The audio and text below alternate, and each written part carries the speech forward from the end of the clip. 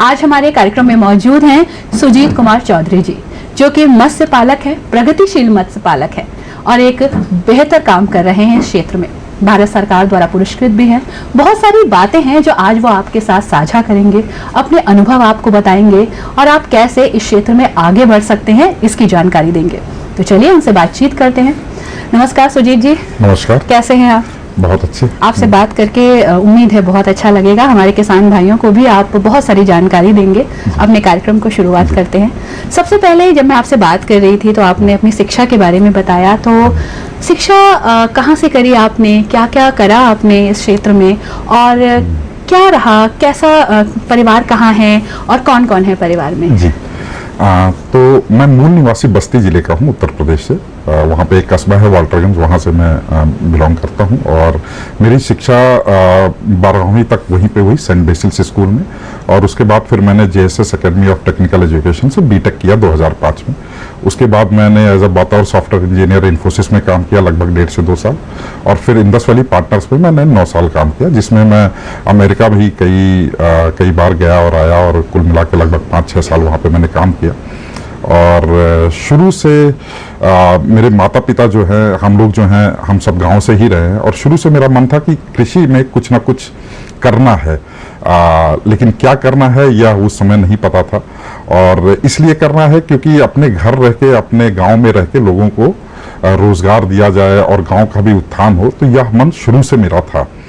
तो और कभी भी मेरे घर वालों ने मुझे कुछ भी करने से रोका नहीं। और 2016 में फिर मैं और मेरे एक पार्टनर हैं मोनीश सिंह, नोएडा से, हम लोगों ने अपनी नौकरी छोड़ी और शुरू से हम लोगों ने सोचा था स्वास्थ्य और कृषि में कुछ करना है। तो पहले अपनी एक कंपनी हम लोगों ने बनाई जो स्वास्थ्य में अभी लगभग पेशेंट एजुकेशन को देने का कार्य करती है और इस समय काफ़ी सफलतापूर्वक वो लगभग 1.25 लाख पेशेंटों को डेली एजुकेशन दे रही है।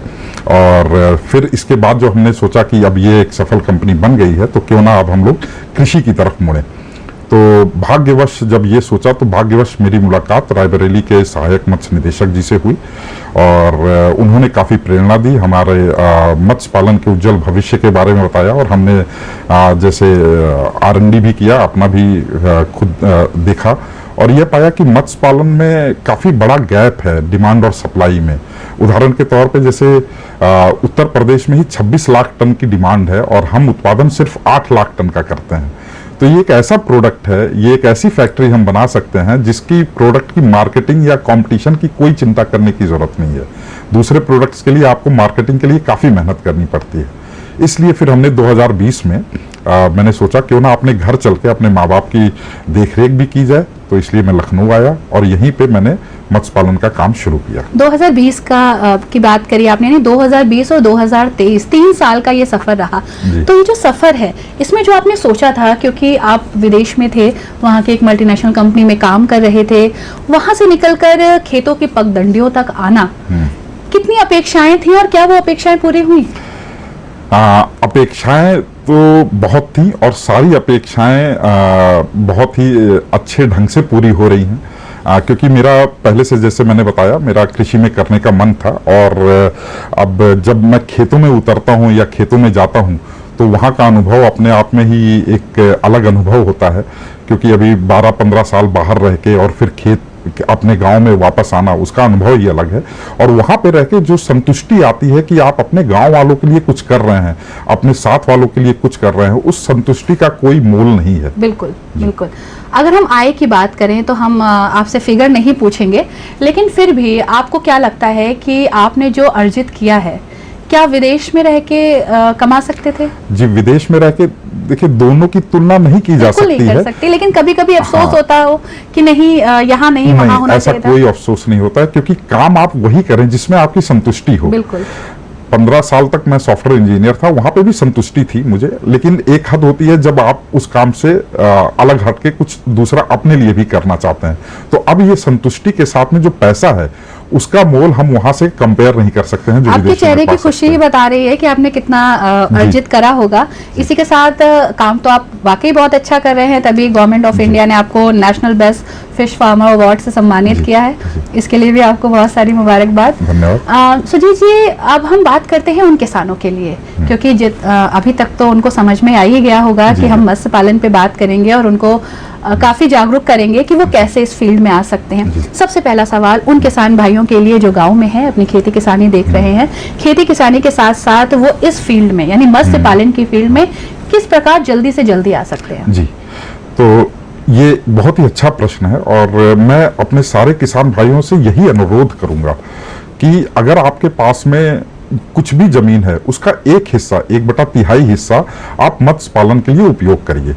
पहली बात, इससे क्या होता है कि जो आजकल मौसम बिगड़ने की वजह से, देखिए आज अभी अप्रैल में भी बारिश हो रही है, इस समय मौसम बिगड़ने की वजह से जो हमारे धान और गेहूं या ट्रेडिशनल खेती में नुकसान होता है, उसका रिस्क को आप कवर कर पाएंगे मत्स्य पालन करके। दूसरी, वो मत्स्य पालन आपके लिए एक अलग आय का स्रोत भी बन जाता है। और तीसरा ये है कि मत्स्य पालन में जो पानी उपयोग होता है उसकी गुणवत्ता बहुत बढ़ जाती है, क्योंकि मछलियां जो खाना खाती हैं उससे वो जो नाइट्रोजन जो घुलित होता है, नाइट्रोजन, नाइट्राइट और भी पदार्थ जो घुलित होते हैं, पोषक पदार्थ पानी में, उसी पानी से आप अपने बाकी के खेतों को सींच भी सकते हैं। बिल्कुल। अच्छा, इसमें अगर हम बात करें पूरे समय की, तो कितना समय लगता है और मुनाफा आना कब शुरू हो जाता है, और किन किन बातों का हमारे किसान भाइयों को पूरे प्रोसेस में, पूरी प्रक्रिया में ध्यान रखना होगा? जी देखिए, समय की अगर बात करें तो आप डिपेंड करता है कि आप कितने बड़े क्षेत्रफल में ये करने जा रहे हैं, लेकिन अगर 2-4 तालाब की बात करें आप, तो वो 1 महीने में आप तालाब खुदवाने से सबसे पहले आप मिट्टी की टेस्टिंग कराएं। बिल्कुल। उसमें कोई रिसाव ज्यादा नहीं होना चाहिए, और अगर उपजाऊ नहीं है तब भी उसको उपजाऊ बना सकते हैं। आप बंजर जमीन पे भी ये कर सकते हैं, इसकी कोई दिक्कत की बात नहीं है। और फिर पानी की टेस्टिंग जरूर अवश्य कराएं कि उसमें कोई आयन या कोई ऐसी अनुगुण पदार्थ ना हो। ये दोनों टेस्टिंग कराने के बाद आप तालाब खुदवाने से लेके उसमें पानी भरने तक ये आप 1 महीने में पूरा कर सकते हैं। उसके बाद आप उसमें मछली के बच्चे डाल सकते हैं। किसान भाई सबसे ज्यादा अहम बात इस बात पे दें, या महत्व इस बात को दें कि जो बच्चे डाले वो बड़े से बड़े बच्चे डाले। हमारे किसान भाई डरते ये है कि जब हम बड़े बच्चे खरीदते हैं तो वो ज्यादा पैसे में आते हैं, लेकिन इसका मतलब ये नहीं है कि अगर आपने ज्यादा पैसे में बच्चे खरीदे तो उसमें उतना ही प्रोडक्शन कॉस्ट लगना है जितना छोटे बच्चों से लेके अभी तक लगाए। क्योंकि मान लिया आपने 100 ग्राम के बच्चे खरीदे, 50 ग्राम के बच्चे खरीदे, तो आपको आप 100 ग्राम और 50 ग्राम तक के बच्चों को उतना खाना कम खिलाना है। तो आपका लाभ लगभग उतना ही रहेगा, और जल्दी वो मैच्योर भी हो जाएंगे, और जल्दी वो बच्चे आपके मार्केटेबल साइज के हो जाएंगे जिनको आप बाजार में जाके बेच सकते हैं। तो पहली बात तो बड़े बच्चों के लिए वो ध्यान दें। दूसरी बात, जो भी करें, देखिए इसमें समय बहुत कम देना पड़ता है। अगर 1-2 तालाब हैं, 2-3 तालाब हैं, तो समय आप बहुत कम लगता है। दिन में प्रतिदिन में आप 2 से 3 घंटे 4 घंटे भी दे देंगे तब भी हो सकता है ये। उसके साथ किसान भाई अपना अलग रोजगार और खेती बाड़ी भी कर सकते हैं। लेकिन जो भी करें आप बहुत अनुशासन के साथ में करें। इसमें अगर समय पे आप दाना खिलाएं मछलियों को, सुबह दोपहर शाम, उनकी देखरेख करें, पानी की गुणवत्ता को समय समय पर जांचते रहें, और अगर उसमें कोई भी अवगुण चीजें आती हैं, जैसे अमोनिया आता है या हाइड्रोजन सल्फाइड आता है, तो उसका समय समय पर इलाज करते रहें। सुजीत जी, हमारे वो भी किसान भाई बहन हैं जिनके पास अपनी जमीन है, जो खेती कर रहे हैं, और हमारे कुछ दर्शक भी हैं जो हमारे प्रोग्राम को देखते हैं लेकिन खेती किसानी के क्षेत्र में अभी अग्रसर नहीं है। उनके लिए आप क्या कहेंगे जिनके पास जमीन नहीं है और आर्थिक रूप से भी बहुत ज्यादा मजबूत नहीं है, तो कैसे वो इस क्षेत्र में आ सकते हैं? जी देखिए, ये इतना कठिन कार्य नहीं है क्षेत्र में आना। यहाँ पे सबसे पहली बात तो हम ये समझ लें कि जैसे मैंने पहले भी बताया, ये ऐसा प्रोडक्ट है जिसकी मार्केटिंग करने की आपको कोई जरूरत नहीं है। तो जो किसान नहीं भी हैं या इस क्षेत्र से जुड़ना चाहते हैं या मन बना रहे हैं, वो भी इस क्षेत्र में आए। मैं उनके लिए यही प्रार्थना करूंगा कि वो इस चीज को देखें। क्यों? क्योंकि ये जो आप देखिए 8 बिलियन की पॉपुलेशन है हमारे पूरे वर्ल्ड की, उसको एक ही चीज चाहिए, ना कार चाहिए ना कपड़ा चाहिए, बस खाना जरूर चाहिए उसको। तो अगर हम खाने का उत्पादन करते हैं तो उसको बिकने में कहीं कोई दिक्कत नहीं है। दूसरी बात, जो प्रोटीन हम आजकल खा रहे हैं, जो भी लोग खा रहे हैं, भारत में ही आप देख लीजिए, तो प्रोटीन की मात्रा पूरे साल में जो खानी चाहिए WHO जो रिकमेंडेड है उससे अभी थोड़ी सी कम है, कमी है ना, तो उसकी मात्रा भी हम बढ़ा रहे हैं इस व्यवसाय से। तो अगर आपके पास में जमीन नहीं है तो आप जमीन को लीज पे ले लीजिए, बिल्कुल, क्योंकि इससे जो लाभ आएगा वो आपके जमीन के लीज से ज्यादा लाभ भी आएगा। प्रजाति की बात हम आपसे कर रहे थे, तो प्रजाति का चुनाव कितना जरूरी है?